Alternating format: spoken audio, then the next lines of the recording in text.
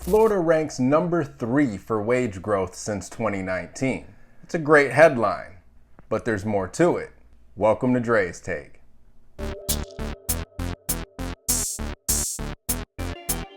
In the wake of the pandemic, employers laid off employees en masse as the country came to an abrupt halt. When the doors reopened, employers rushed to the labor market to fill positions, sparking a wage battle for talent.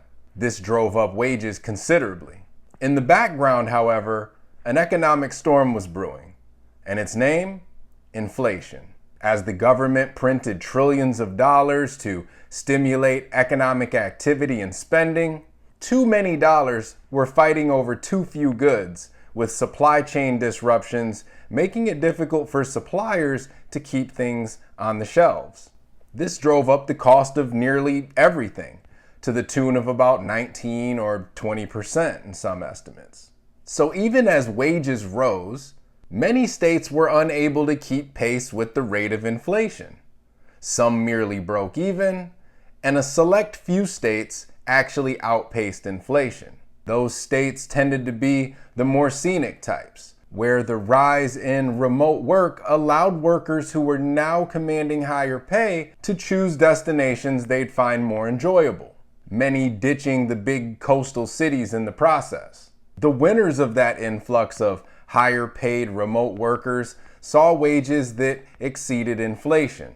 At the top of that list was Montana, with a rise in wages of 28.3%, beating inflation by about 9% or so. Other states include New Hampshire, Florida, Washington, Maine, Vermont, Utah, Arizona, and West Virginia.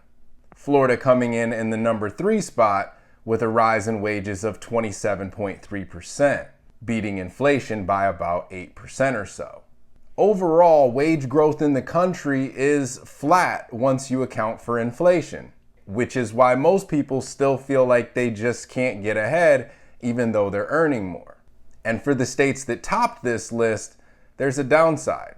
More people making more money fighting over too few resources exacerbates inflation locally in these areas, as the cost of living just explodes, most notably for housing.